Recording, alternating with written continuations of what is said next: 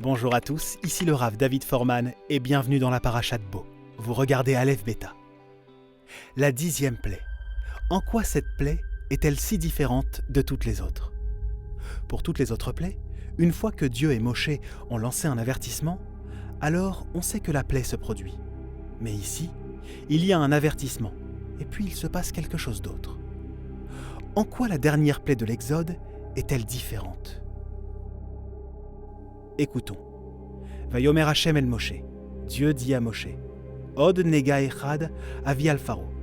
Je vais apporter une dernière plaie sur Pharaon, ve'al Mitzraïm et sur l'Égypte. Acharechen yeshalachetrem misé.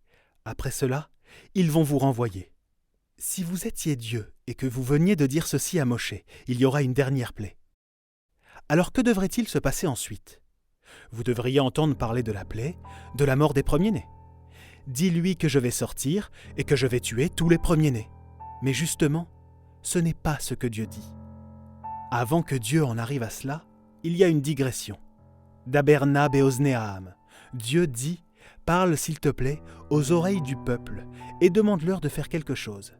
Veish alou ish me'ed reu veisha me'ed reuta. Je veux que tout le monde sorte et demande des cadeaux à ses voisins. Kele chesef uchle zahav, des ustensiles d'argent, des ustensiles d'or.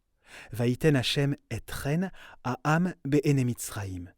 Dieu fait que le peuple trouve grâce aux yeux de l'Égypte. Et ils vont dire oui. Ils vont vous offrir ces cadeaux. Que fait ici cette digression? Pourquoi est-ce que l'on parle des cadeaux? Juste après avoir dit qu'il y aura cette dernière plaie qui va tomber sur les Égyptiens. Qu'est-ce que ces cadeaux ont à voir avec cela? Alors continuons à lire.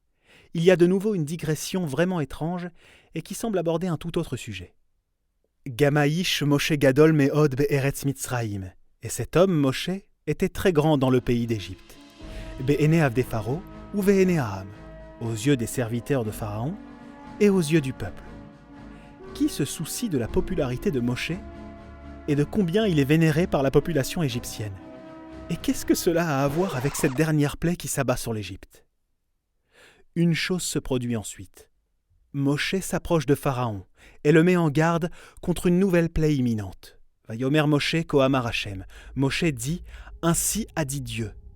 Kachatzot alayla, vers minuit, aniyotse betor Mitzraïm. Moi, Dieu, je vais sortir au milieu de l'Égypte. Umet kol bechor me eretz Mitzraïm. Et il y aura la mort de tous les premiers-nés. Veaya, tseaka gdola, bechol eretz Mitzraïm. Et il y aura un grand cri dans tout le pays d'Égypte. Asher kamou lo niyata vechamou lo tosif. Comme il n'y en a jamais eu auparavant, et tel qu'il n'y en aura plus jamais. Ulchol bene Israël lo yecheratz kelev leshono. Et contre tous les enfants d'Israël, pas même un chien n'aboiera. Il y aura un silence total. C'est une manière intéressante de définir ici les effets de la plaie. Nous parlons d'une plaie qui a des ramifications gigantesques pour l'Égypte. C'est littéralement le meurtre d'une partie importante de sa population, tous les premiers-nés. C'est une chose désastreuse, et pourtant, elle est formulée de cette manière étonnante, avec des cris et avec du silence. Y a-t-il une raison particulière à cela? Regardez le verset suivant. Veyardu chol avadecha, ele elai veishtachavu li lemor, tseata vechol ha'am asher beraglecha. Tous tes serviteurs Pharaon, dit Moshe, vont descendre jusqu'à moi et vont se prosterner devant moi en disant « Allez, sortez d'ici, partez. » Et alors seulement nous partirons.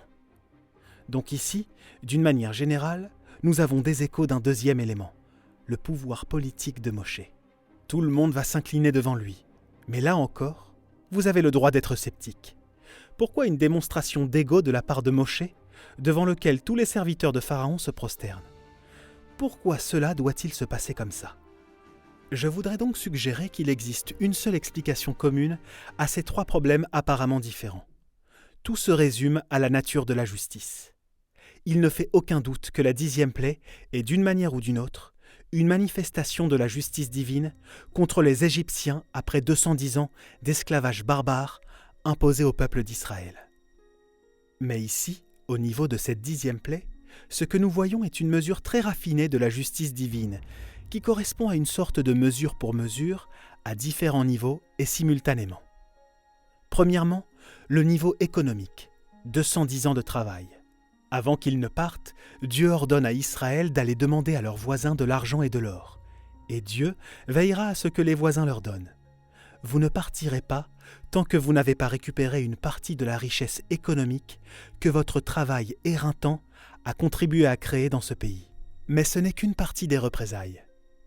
Une autre dimension est liée à l'idée même de l'esclavage du point de vue de Dieu. Vous vous rappelez ce que Moshe était venu demander à Pharaon ? Il lui a d'abord demandé une libération de 3 jours pour aller célébrer Dieu dans le désert. Kohamar Hashem Elokei Israël, ainsi dit le Dieu d'Israël. Shalach et ami, envoie mon peuple. Veyachoguli bamidbar, pour qu'il me célèbre dans le désert. Dieu dit, j'ai des serviteurs, les enfants d'Israël, qu'ils viennent me célébrer. Et quelle a été la réponse de Pharaon ? Pharaon a ordonné ce jour-là, Lotosifoun la tête teven la âme, l'ilbon alevenim. Ne continuez pas à donner de la paille aux Hébreux pour fabriquer leurs briques. Em yelchou vekosheshu la em teven. Ils devront aller ramasser leur propre paille et garder le même quota quotidien de briques à fabriquer. Kinirpim em, parce qu'ils sont paresseux. Alken em tsoakim, c'est pourquoi ils crient « Allons offrir des sacrifices à notre Dieu ». Tirbad à avoda, alha nashim, que le travail soit un peu plus difficile, et alors peut-être qu'ils arrêteront ces cris de mensonge.